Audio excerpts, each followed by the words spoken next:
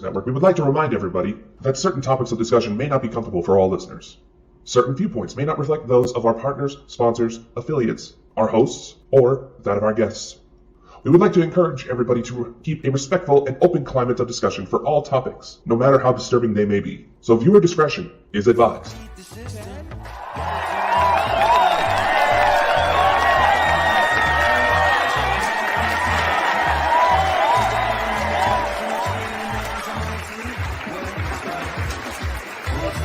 You know this world has gone insane. It is absolutely no secret. But tonight, Saturday night, you are about to experience the true measures of what that insanity can bring you. Tonight, you are about to see Bonkers, the one-of-a-kind show that delves deep into the world with no holds barred. Now, meet your hosts, Dakota Franson, specialist of the strange, and Christopher Mule, the UFO fanatic. Now, give it up, and let's see what these two idiots can bring you.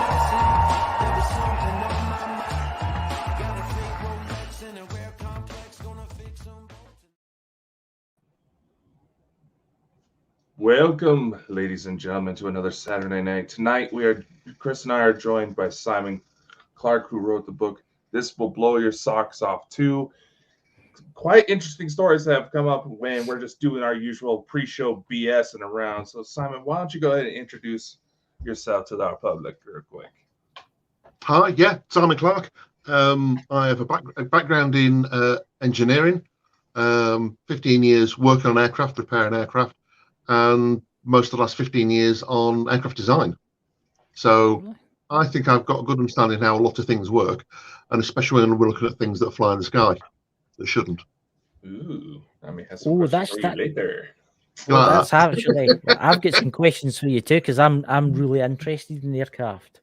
My father actually, he does the model jets and stuff like that, and the aircraft design.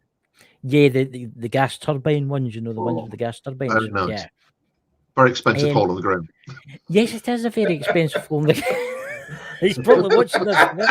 It is a very, very expensive thing. So can you tell us how you get into this kind of book? How did it all start for you, Simon? Several things. My parents always told me that the first house they lived in had a poltergeist. So my parents were very open to poltergeists and strange things. And I remember when I was at school, I don't know, 7, 8, 9, whatever, when it was at junior school, and some people claimed that there was a UFO flying around the area the night before. It's always the night before, and it's never that night, because we didn't have mobile phones and internet and things. But I really got into it. I think I was about 19. I've been in the Air Force about 2 years by then.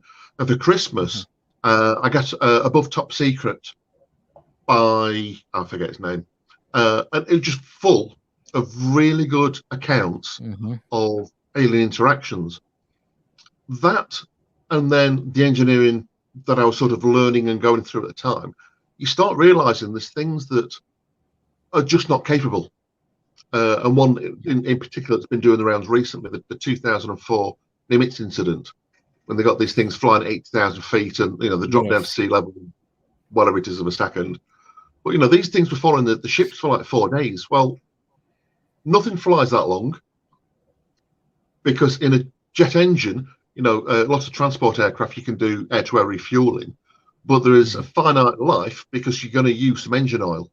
You know, modern gas turbines are not as bad. The earlier ones that I worked on had a total loss system. So you put the oil in, it went through the front bearing, through a tube to the back bearing, and then out through the jet pipe. So it did get burnt, usually like £1 an hour. But there will be a finite life. How long, you know, you can't continuously refuel a B-52 or a C-5 Galaxy or something for days and days and days. You just can't do that. But then when you're looking at things hovering, you know, I think there's like an 80-knot headwind or something, but, you know, helicopters hover. Helicopters can't get up to 8,000 feet. There's no air. Is it true that helicopters can only hover for so long? Is it And I've heard that Yeah. helicopters can only hover for a certain amount of time. Yeah. So if you've got a full tank of fuel and it says that your helicopter will fly for 2 hours, Yeah. you sat on the end of the runway, you apply collective, and you lift the aircraft off the ground. You pull in about 80% power. If you hold it in the hover and just tip the nose slightly forwards, you start to accelerate. As you accelerate, you've now got air coming over the blades as well, which give you more lift, and you start to climb. As you're climbing, you get to say 1,000 feet. You can back off your power a little bit, say 70%. Now, if you so you're using 70% power, and that will last for 2 hours, the amount of fuel that you've got. But if you try and hover, you're now using 80 to 90% power, so you're losing a lot more. So you can't fly for 2 hours. You fly for like an hour and a half. So so if you see a speck of a helicopter, whether it's 2 hours, 4 hours, whatever, that's in forward flight at cruise speed, at cruise power settings. It's like driving a car with your foot full down and top doing 120. Not that we could anyway, really. But if you could do that all day long, you're going to run out of fuel in an hour or less.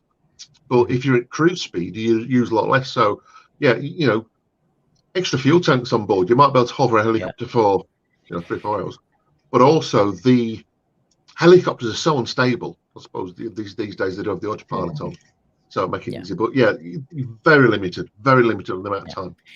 So pure curiosity, what is your thoughts on UFOs? Where do you think they come from, and what do you think they are? On some of them, because some of them I think are military, because I do think we have got some secrets stashed away, especially the Americans, because they spend enough money on their military. Oh yeah. But obviously, I'm a big believer in the UFOs. I'm a big believer in extraterrestrials. What's your thoughts on that? So where do they come from? Not a clue. Well, not here. Well, not here. Yeah. I listened, and this again comes down to my experience. So if you listen to Bob Lazar, so he described, for anyone that hasn't heard of Bob Lazar, he described working near Area 51 at a place called S4, where there's a hangar full of different UFOs. And he went inside a few times because he had to look at things. And someone said to him, and he said they're like shelves and things. And somebody said, how are they fastened on? Are they riveted or bolted on? He said, neither. They just sort of molded into the wall. Now, back in the 80s, that was probably about true for everything.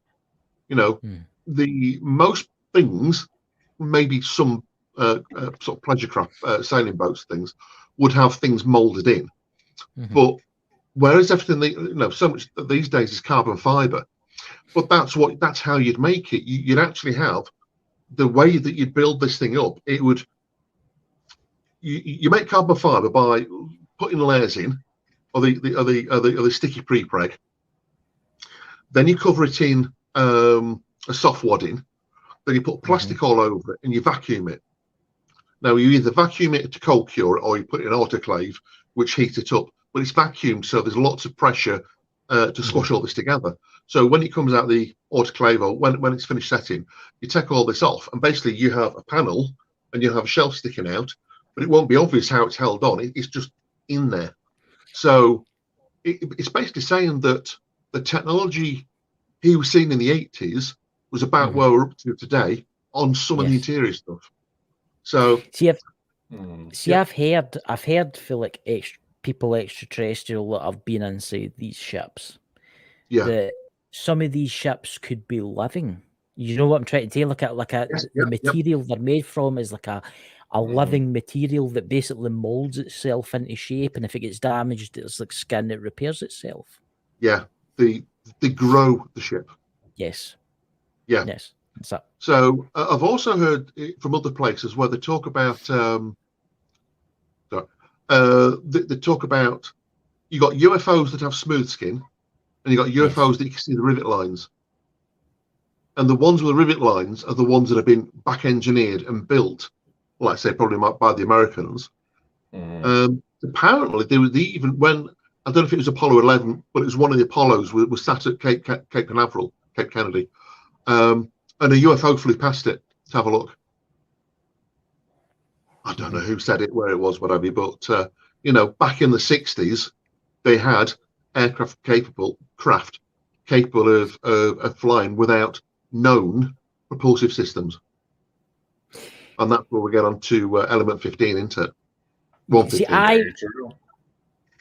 Before I let my co-host go here, I've always been fascinated with UFOs, not just because how they fly, it's because how quiet they are. Yes. And it makes you wonder, they must have no really internal moving parts. It's like you say, you've got jets, you've got F-15 fighters, you've got these transport planes. All of them have got moving parts, the turbines and the oil, and and it turns chemical through heat into thrust. Yes, you turn chemicals into what type of motion is it? Physical motion. Yeah, I can't think what the term is, but the to have something that hovers that doesn't produce noise. There's no obvious signs of propulsion. I've come across a few things on there's Project Green Glow, which is when they're looking at anti-gravity machines and how you can make those. In fact, I did some experiments with that, with getting thrust out of gyroscopes. That's so if you've got a motor and then you've got a spinning disc, you spin the disc up. But if you turn the whole assembly, it'll lift up or it'll push down. So in theory, if you get one at each end, it should produce lift for the whole assembly. See, I've heard about the Spinning Mercury. Have you ever heard about the Spinning Mercury? Some reports, yes. I don't think anything that we've done. Oh, just remembered there was on this propulsion. There was a guy, I think it was in Russia, back in the 50s or 60s, and he produced this. Had this machine on a desk, and if you got this weighing scales and you moved it above the beam, the scale went to zero, or it went the other way. Went like negative because it was producing lift. So they said, well, how high does it go? So they tried it at different heights, and they went to the room above it, moved the scale around, and all of a sudden the scale started lifting as if this beam was just producing negative gravity all the way through the building. That's absolutely amazing. The technology that we're dealing, we are basically like cavemen compared to these. Oh yes. Yeah. Dakota, would you like to? Rocket engines, like the newest things developed, rocket engines, they're 1920. Basically jet engines are the 1930s, and petrol engines, diesel, or internal combustion engines. They're back to the 1850s. The most modern aircraft, brand new aircraft. It's still popping out stuff from 100 years ago. That's the best we can do. Yeah. Yeah. Well, it's like all the assholes in the military keep hogging up all the good stuff. They don't want to show off the fancy toys until times of war. Yeah, but it really makes you wonder what the military have got stashed away. I mean, they talk about Area 51.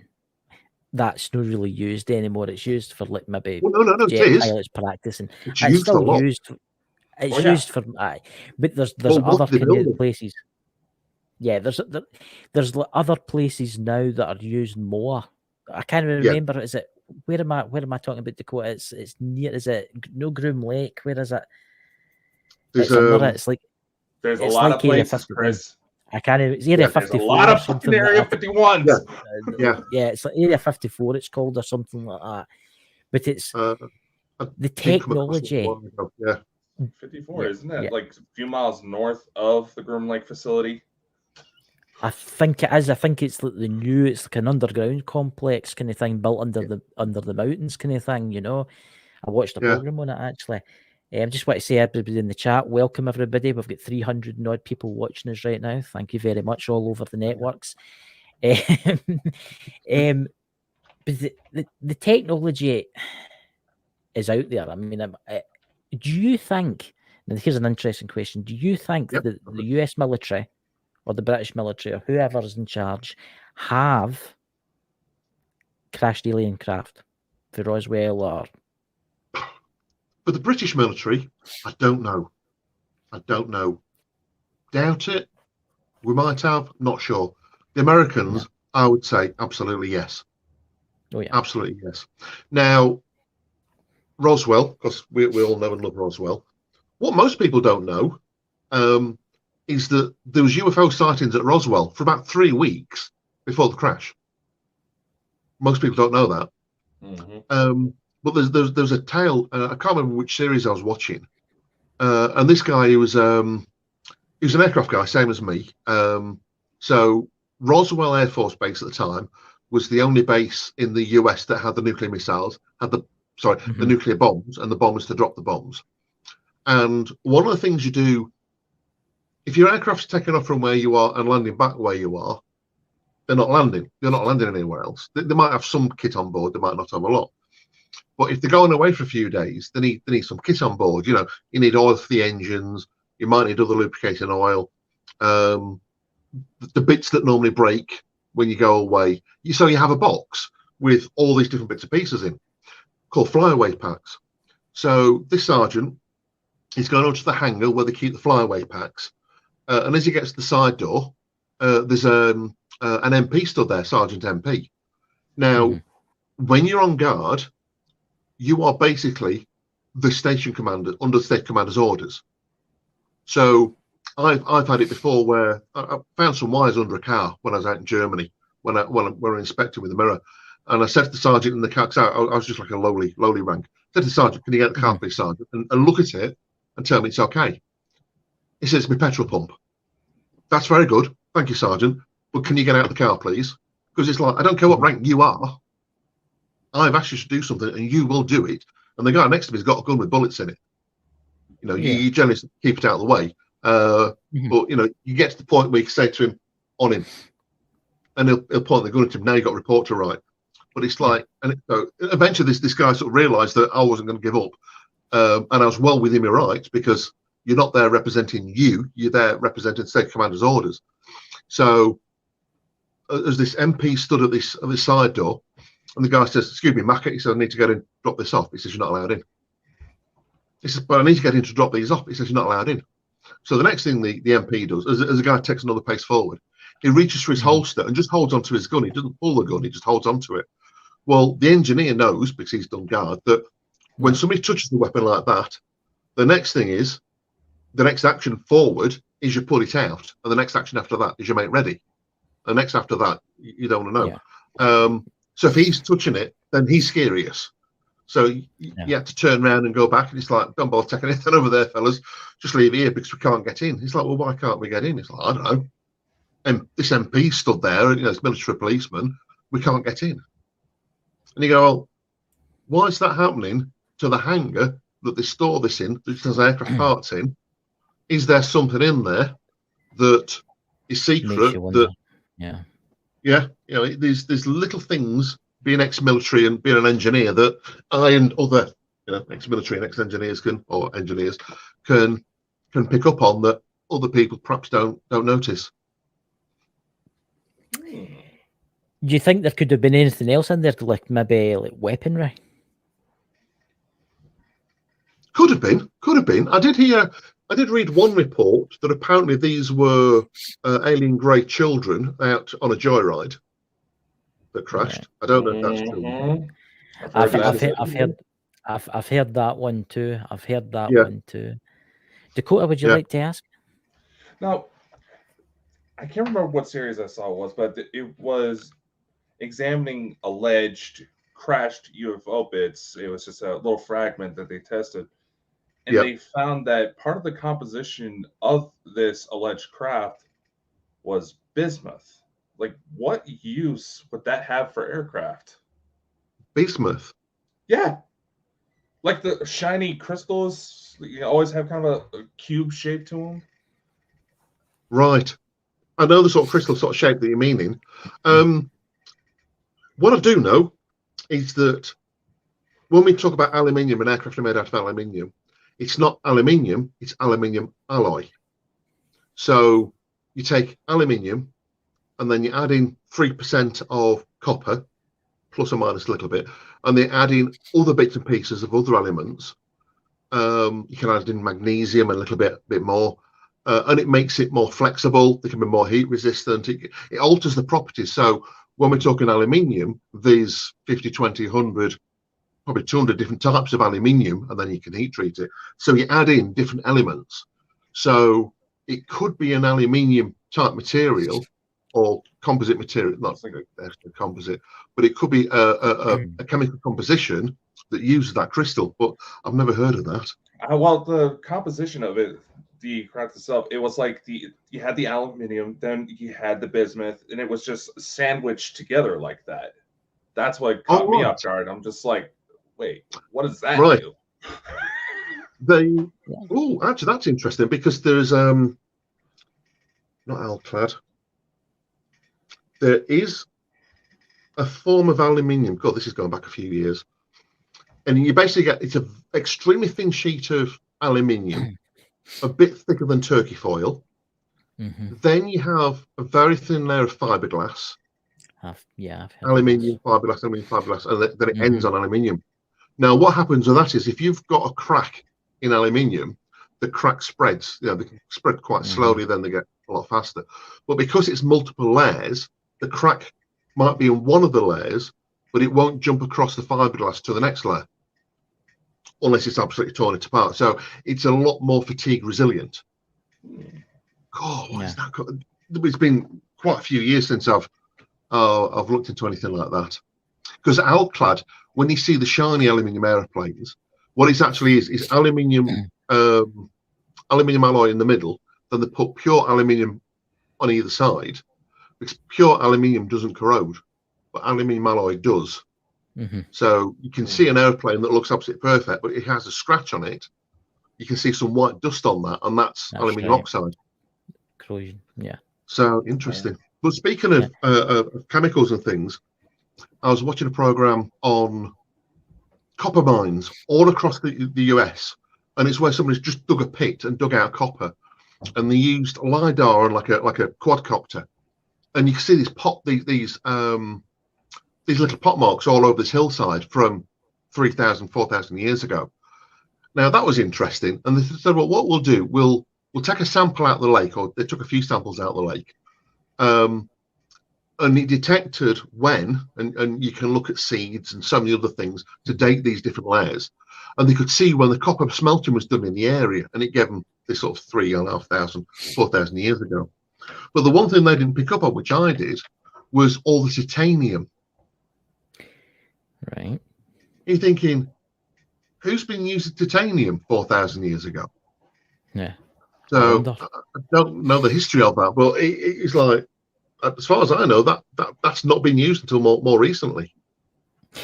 See, the stories suggest that there was an ancient civilization before. There was many civilizations before, obviously us. Yes, so this is the humans maybe fourth time round the block, as one would say. So what's to say that maybe one of these civilizations, there wasn't a war that wiped everybody out, and they used maybe titanium to build their jets or their aircraft or their tanks or whatever. In modern history, in the history that we're told now, there's no titanium in that. But if you go back to India and the Vimanas from ancient history, they're all flying around in these craft because flying was normal. And you go, well, hold on a minute, which takes us over to the shapes in South America. Nazca lines. Nazca lines. Yeah. And I had a slide on this. I was in Newmarket a few weeks ago doing a presentation. And you get the animals, and everyone focuses on the animals and what can be or whatever. But what I see is you've got these convergent lines, and they can converge for a bit, and then they go parallel. Well, what I have is I've got one of these convergent lines on my presentation, and next to it I've got the view that the pilot sees of a runway when you're coming into land, and it looks like that. Yeah. And then as you land it goes parallel, more or less. You know, it's the parallax angles and what have you. And it's like, well, if someone's flown and landed, that's what they're going to remember, and that's what they draw on the floor. And then, have you heard of cargo culture? I think I have. I've heard it somewhere. Yeah. Yeah. So explain it for the dummies in chat. Yeah. So, so Second World War, especially in the Pacific, the Japanese are on an island, the Americans will land on this island, they clear all this space, and the aircraft come in, and they're talking to the natives, and so many people called John. They end up with it being called John culture. Anyway, so people have gone back to the islands 20 years later, and there's runways cut in the jungle, and there's aircraft made out of sort of bamboo and trees and things, and they're holding rifles that are made out of sticks. Sounds like really good fun, actually. And it's like they cut the runways because years ago, when I was little, or Grandad was little, they cut the jungle and the iron birds arrived. And you sort of look at the Aztec line, the Nazca lines, and you look at the cargo culture, and you go, it's like these people have been shown something, and that's what they're trying to replicate. That they've landed at runway places, so we're going to build them here, and wait for the things to come from the sky. See, I've always been fascinated with the Nazca lines because it's a place that's always fascinated me. It makes you wonder. Yeah, there is. See the runways. I know what you're talking about there. I believe you. It looks like a runway, right? Yes. It looks like a runway. But then you get the big figures of like people, where people have drew them. But I think that's that whoever's been left behind have thought, oh, let's make pictures and maybe our friends will come back again. Using symbols. Using symbols to bring them back. Because I know some people have been have had alien experiences, and they've been taught these symbols. Yes. So it's like I'm trying to think of one. If I give you like a 3-point with a circle around it, you think Mercedes, and then you're thinking it's Mercedes cars and Mercedes. So one little symbol can mean like a whole chapter or a few paragraphs at least, and that's the sort of language that the aliens use. So, and you like say, it's almost like they've drawn these certain animals on in certain areas that if one of their species flies over it, they go like, oh, they need rescuing, and they've been there for ages. Yeah. So it could be something like that. Yeah. Yeah, I think it's fascinating. I mean, somebody. What was that? I thought you were going to show us something. I was just thinking it's fascinating because have you ever seen the reports with the American military how they've came across these UFOs that their bullets and their rockets will just go right through? Do you know find that fascinating? How is that possible? It's like where am I talking about here, Dakota? I can't remember the incident, but it was there was a couple different incidents where that happened. There was the Battle of Los Angeles, where, well, granted, it's you can follow the times that everybody's stressed out, and when you're in times of high adrenaline, your vision gets distorted. That just happened. But there's also an incident where, like, stranger at the Pentagon, Val Thor, he allegedly gave the people that he spoke to his uniform, and they tried shooting all sorts of weapons at it and did nothing. It's like it dematerializes. It's like the ship knows, right, the spaceship's flying along, and it's like, oh no, here comes a pesky human, they're going to try and shoot at me. So they do something to their ship, and it just goes right through it. And they're like, I've never read anywhere they've gone through it, but you can maybe sort of see how they've done. But I think I've come across somewhere they've shot the missiles at it, and the missiles have just missed it completely. It's like the missile couldn't find it, or it's locked on, and they'd sort of zapped it, so it was locked off. Yeah. I mean, do you know about the story? I think it's true, I'm not sure, that there's a policeman on the A1 trying to stop people for speeding, so he's got a little speed gun. Yeah. And then there's a car coming up a side road from the east. So he gets his laser, shoots it at it, and next thing it stops working. Oh, what the hell's up with this then? But it had a reading of like 300 miles an hour before it turned off. So what the heck's this then? Anyway, so they got in touch with the Air Force and said, do you know anything about this? They went, yeah, he's lucky. Because he's up to radar this way as a tornado's flying towards him, 50 miles away, whatever it was. Because he got this radar, an unknown radar, he didn't know what it was. So instantly activated all the systems, armed the missile, ready to go, and all the pilot had to do was squeeze the trigger. So this policeman and his little speed gun and his police car nearly got blattered to smithereens, by this Oh my god. anti-aircraft. That's a little scary. That's I've heard of Oh. incidents like that, but so. Damn. If there's any police officers watching this right now, and you're doing some speed enforcement, and you're next to a military place, just let those speeders go. oh god, don't tell If me. you're doing 300 miles an hour, let them go. Yeah. Yeah, yeah. If they're going too So- quick, you know. I'm assuming you guys will have read The Day After Roswell by Phil Corso. Yes, I've Yeah. heard that. Mhm. I've got the audiobook version. I've listened to some of it. Yeah. So I mean that to me is so realistic. Mhm. For anyone who doesn't know, he got given a box of things that came off the Roswell UFO, and he was told to pass these out to industry. Industry had to make their own backstory and keep all the profits. You know, it's your invention, but you know we've got this. Now, if you start looking into it, transistors. You know, we're all of an age where you know we remember transistor radios as a kid, and they were like the big thing, and we didn't know why they were the big thing. But everything used to have valves in it. You know, a radio was the size of a TV today. I used to have a TV. My grandmother had a TV with big, massive valves in it. You good to remember this guy sitting next to me. He's only in his 20s. He can't remember the things. I've seen old TVs like that at their thrift stores. I know what y'all are talking about. No, not the ones you had. You know, they were big TVs, but they were cathode ray tube, whereas these days they're all these flat screen. Yeah. No, the older ones didn't have computer components in there, which is what they had even back in the 80s and 70s. But the one we actually had one that you turn it on, you go in the kitchen, you put the kettle on, you make the coffee, you make yourself some breakfast, you come into the lounge, you sit down, you eat your breakfast, you drink your coffee, and then the telly would pop on. It took forever. So the transistors, which is what the tellies of the 70s and 80s had, you turned it on, count to 10, and it's sort of just about come on. And they had transistors in. Now, if you Google, Wikipedia, whatever, the invention of transistors, that's interesting. You got a manager and you got two blokes. Yes. The first story is it wasn't what we intended to invent. No. Okay. The manager tries to take the credit for it because he invented it, and he tries to sell it onto someone else without involving the rest of the team.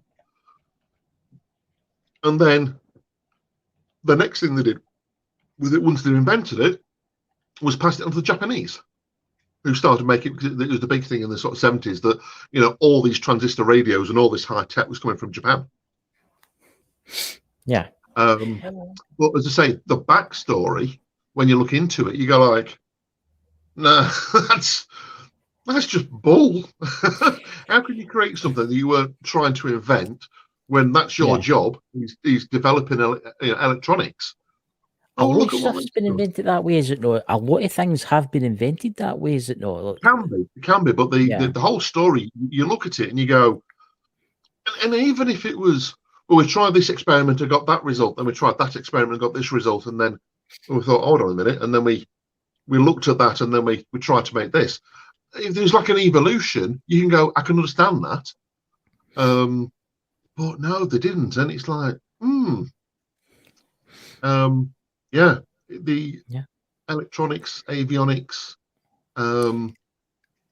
outstanding. You know, we had the first. No, on you go.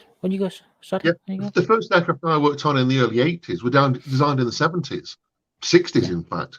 Was the design of the Jet Provost. You know, they had radio boxes in like this, and that was the radio. Yeah. You know, he's got a little tuner on the inside, but it's connected back down to this great huge box thing. And the technology since then, it's just absolutely incredible. Roswell, if you've not been, by the way, Roswell is a very interesting place to go to. I've been there. Have you been there? I would love to go there one day.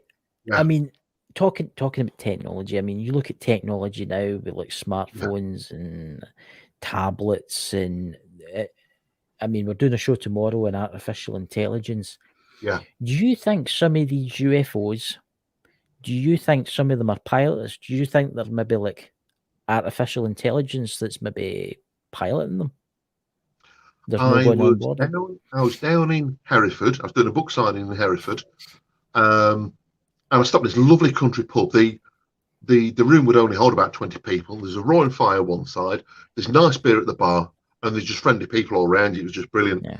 And the landlord said, "Oh, he says he's staying with us a couple of nights. He's an author. Oh, what'd you write about? UFOs, Bigfoot, and aliens and things." And the guy like, "Oh, hold on a minute." And this guy said, "He says I'll tell you a story now." He says, "You believe in aliens?" I went, "Yeah." He says, "About 10 years old." He says, "Grew up living on a farm." He says, "Me and my dad were like walking across the farmyard." He said, "In front of one of the barns was this blue ball, basketball, sort of football sort of size, and it just drifted across." And his dad said to him, "If you ever tell anyone about that," he says, you got a whole load of trouble coming. Just keep your mouth shut." Yeah. 20, 30 years ago. Those little ones and the one that I saw, I would say definitely are artificially controlled. But, if you look at how Teslas are coming on, and at the end of this month, Tesla's got an AI day, and they're developing full walking robots, and a lot of the training for robots is coming from the cars. And before the show, I was chatting with these guys and saying, and I didn't think about this, but Teslas, they've got cameras all the way around the car. I think there's 8 cameras.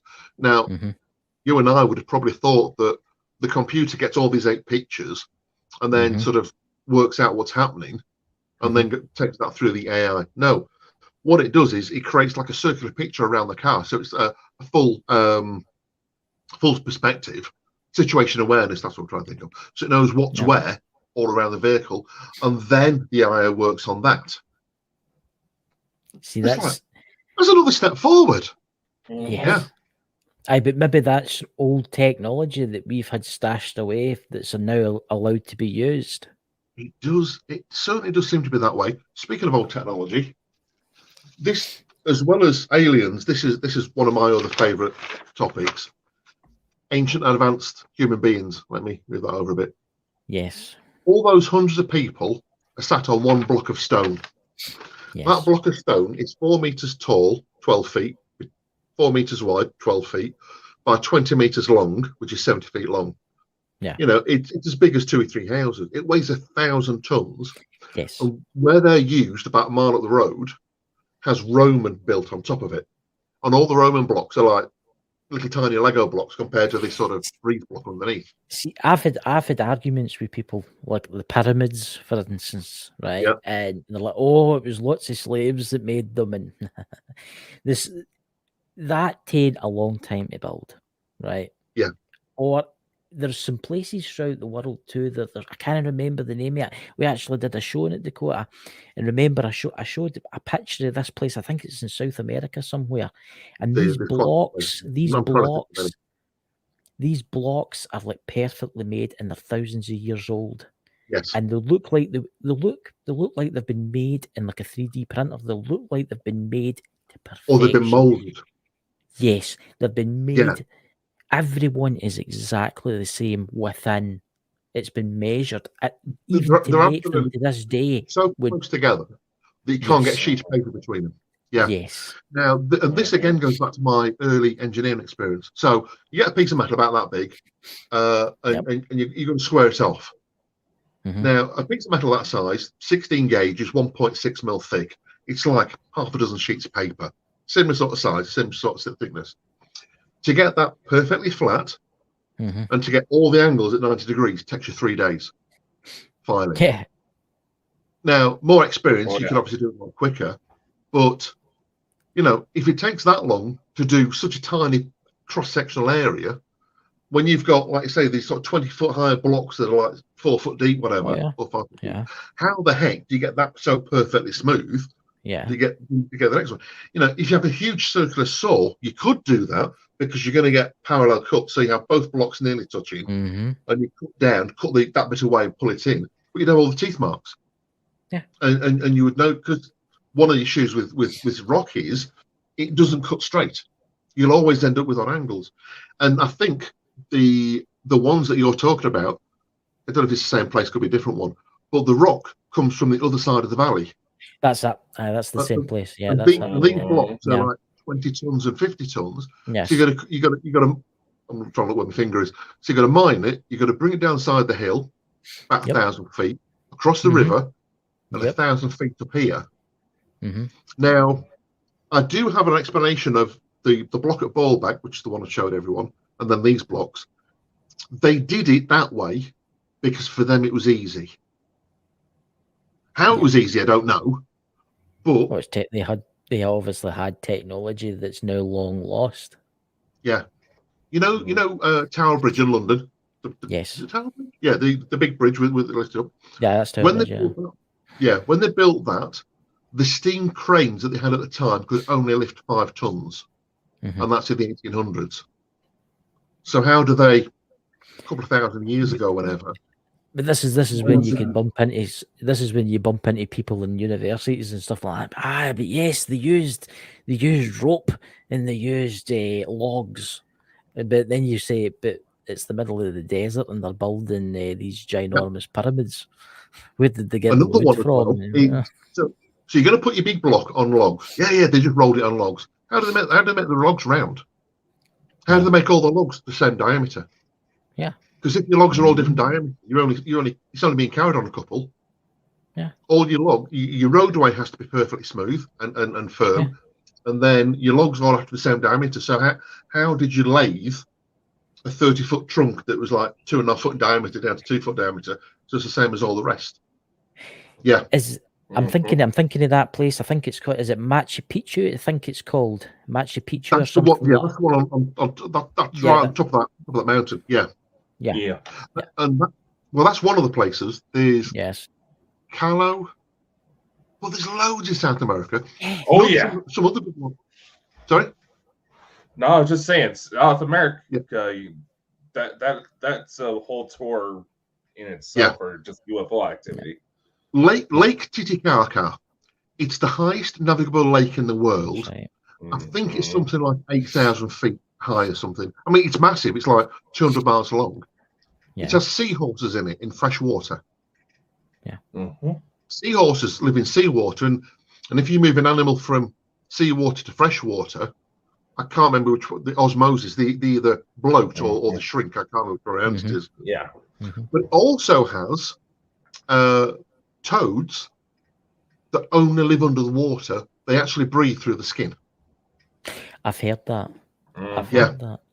Now, my theory, and it is literally just a theory, so I don't know, some of those sites have had big mudslides on them.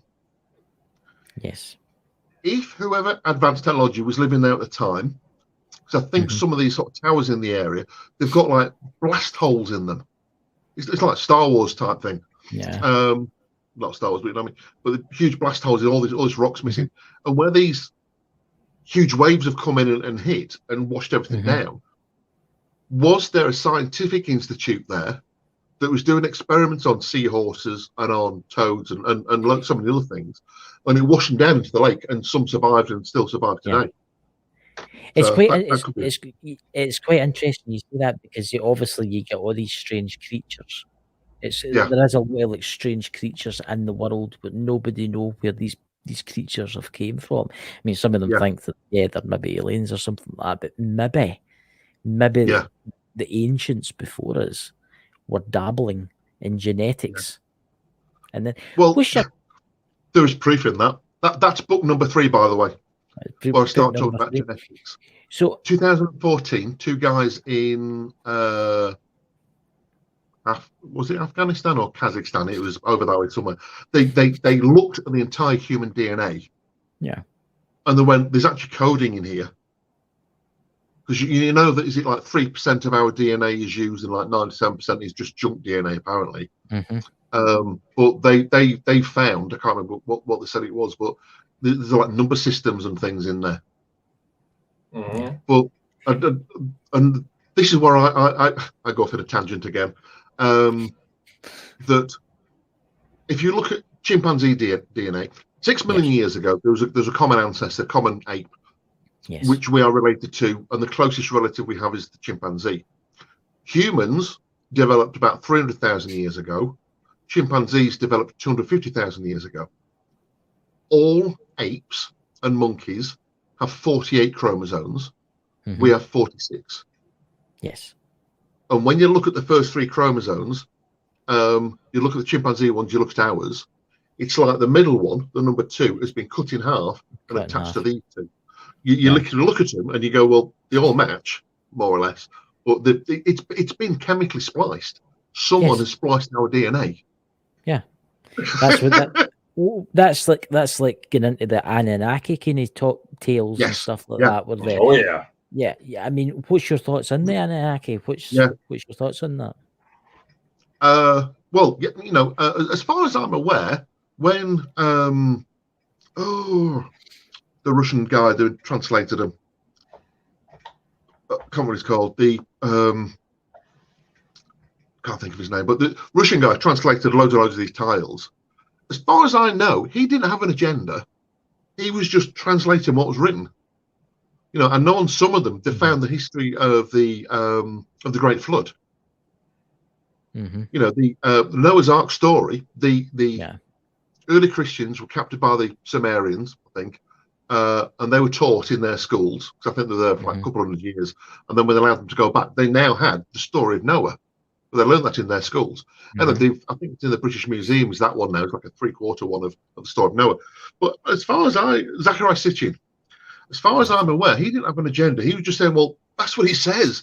You know, okay, some interpretations might be slightly out, but, you know, if a species came from a strange planet in our solar system, and did alteration to the existing bipedal mammals on Earth at the time, that could be absolutely right.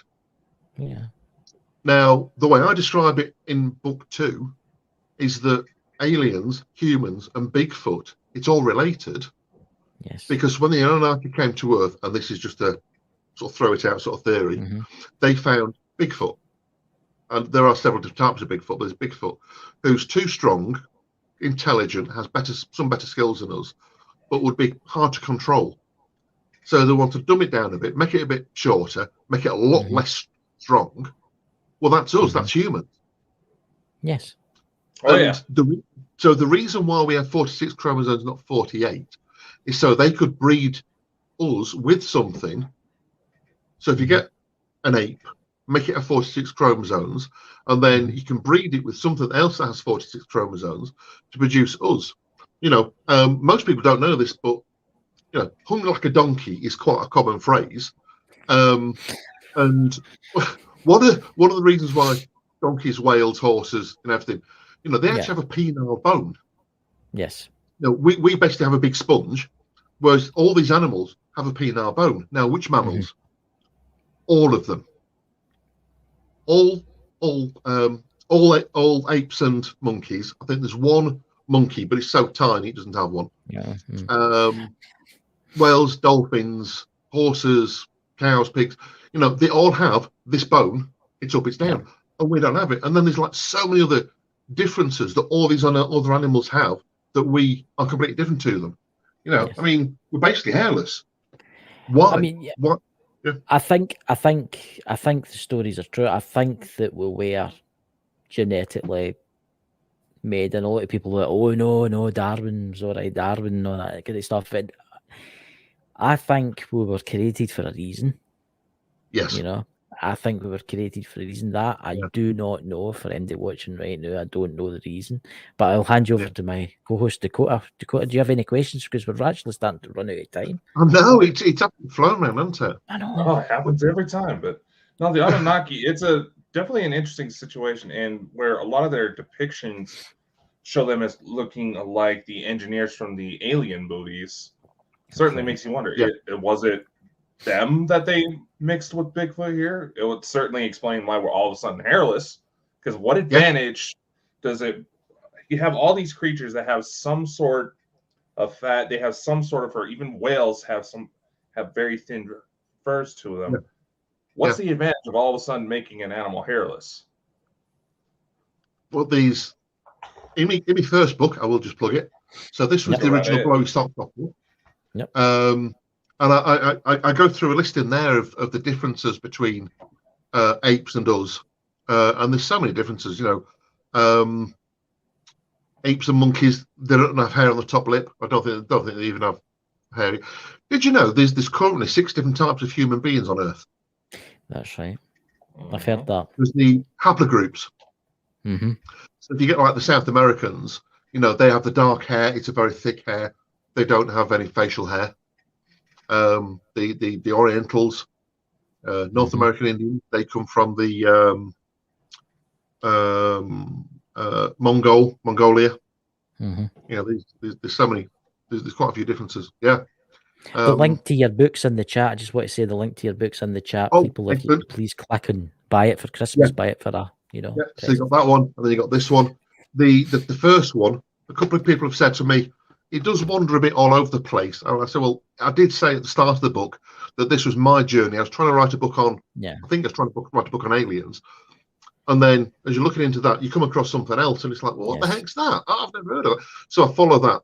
Whereas in the second book, I've organised it into aliens, ancient advanced humans, and Bigfoot, and then like a conclusion at the end. But the third one, I'm partway through writing. I'm looking at DNA, life on Earth. Life on Earth. Life on Earth was bacteria until 541 million years ago. And then within 5 million years, you got creatures with arms, legs. Well, not arms, legs. You got legs. You got shells. You got brains. You got digestive systems. You got systems that worked in conjunction with bacteria. And it's like, I think they had a helping hand. I think he had a helping hand. Yeah, I think someone or something did something. Yeah.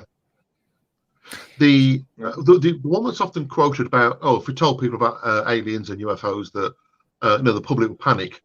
Well, look what happened when they did War of the Worlds on the radio. Oh yeah. Well, and again, this one's so I think it was 1936, 1937. It was before the war, but just before the war. Some of the people that were concerned, that did panic, thought it was the Germans were attacking. Yeah. I've heard most people, monkeys. It was just all hyped. Yeah. I think for the human race to find out there's aliens, it is going to happen sooner or later. It's going to happen, but I think it'll happen in the next few years. I think we'll certainly get closer. our extraterrestrial friends, I think they want to be an awakening first. They want people to kind of realise that we're here, we don't mean you any harm. Whereas, I mean, you've heard the Project Blue Beam, you've heard the is it Project Blue Beam? Where the fake alien invasion and stuff like that. And I don't think that personally. Look, I know for a fact, right? They've been coming here for a long time, right? And people are like, "Oh, what happens if they come in and take us out and kill us?" Or they might look. They've been coming here for that long. They could easily wipe us out, like that. Oh yeah. Right. They could easily knock off an asteroid towards us. We couldn't do nothing towards it. They come, they watch us. I've noticed that they like to watch us. It's as if they're watching us grow. But I think they have told the governments of the world, we've been using nuclear weapons and it's a bad idea. It's like what happened at the nuclear missile silos where they turned them off. And whichever, because they did several sites in the UK, but they also did Russia as well, didn't they? That's right. They did Russia. They turned those on, didn't they? Yeah. They turned those ones on, but and then they shot there was a test missile as well, wasn't there? That was shot down in flight. Yeah. It's Well, I mean, it's Charlie. I was just going to say there was Rendlesham Forest. That was an interesting case. Yeah. It makes you wonder what was in that base. Why were they nosing the extraterrestrials? Why were they nosing at that base? Because it's like you say, it was a little ball of light moving through the forest. Was that like a probe, just searching out to see what was there? I mean, if we are currently with our 6th generation stealth fighters, we're currently looking at having drones fly alongside the jet aircraft. So that, if you want to go and bomb the airbase, the drone goes over and bombs the airbase. If the drone gets shot down, you've lost a $20 million drone or $50 million drone, whatever. But there's nobody inside it. That's right. So, if we are now at that step, then, it doesn't take long to get much further on. But I think, just going back to your point before, so I think the admission by the US Navy a couple of years ago when they said there are things in the sky that we don't know what they are. Mhm. They have capabilities better than ours. Basically, they're saying UFOs exist, and they're not ours, and they're not Russia's, and they're not China's. Yeah. To you and me, that says they come from somewhere else. You Of know, course they do, but yeah. okay, the public has to get it slowly. And I've also heard, and it'd be interesting to see, there's somebody who said that, well, now James Webb Telescope is up and running, it's going to find a planet somewhere where they detect signs of life. Only Yes. small, and then and it's like you say, they're going to slowly over the next 2, 3, 4, 5 years, hopefully, slowly give us more and more and more. You know, find bacterial life on Mars. It's still there. It's fine. So life can form in other places. It's only bacterial. It's okay. And then they'll start building up from there, hopefully. I'll tell you what, we've got about 5 minutes left to the show. Yep. What's your opinion on Mars, the planet Mars? I cover that in book 2. Right. I found places there that look like they've been open cast mined. Yes. So if you've got elements in the ground, so you start taking off the topsoil and you dig down, and then you realise that over here it's no more. So you get these like sort of bits of islands of land with this like low level stuff in between, and all the low level heights are basically the same. Yeah. And I give coordinates in the book to go and have a look. But then whenever you look at these bits of land, because most of it looks like cliffs, but on one side you'll always see like a ramp area. Yes. Which is interesting. 1972, the Viking landers with the experiment testing there's a name for it, can't think of it, but they proved there's bacterial life on Mars. There is. It's fine. It's there. It always has been. Anything bigger? I don't know. Probably not. I don't know. It makes you wonder. I mean, listen, we're going to have to get you back again. We're going to have to get you, because he's just absorbing all your kind of knowledge. I mean, all your books will be in the links below and below the video. And we'll have to get you back again for book number 3. You know, but it's been absolutely. Would you like to plug everything anywhere that anybody can reach you? Simon Amazing Clarke on Facebook. That's always a good one. If anyone's got any questions, just Simon Amazing Clarke. You can email me at Gmail or Facebook, and all the books are in Amazon.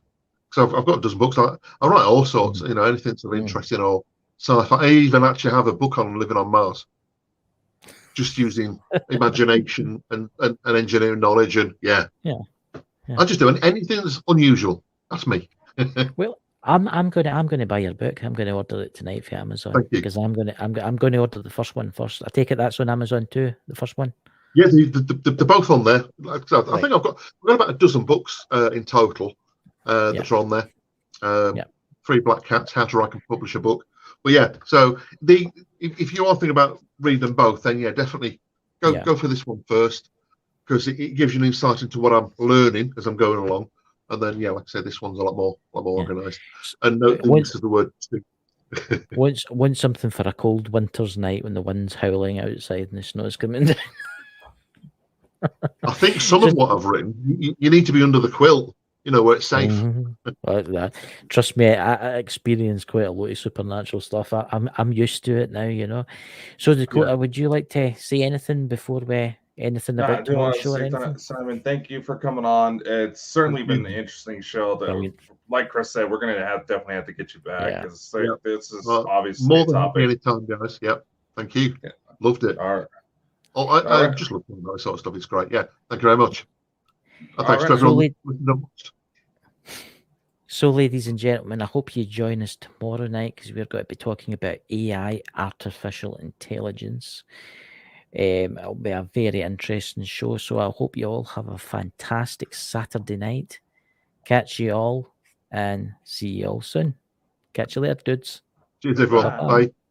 Bye.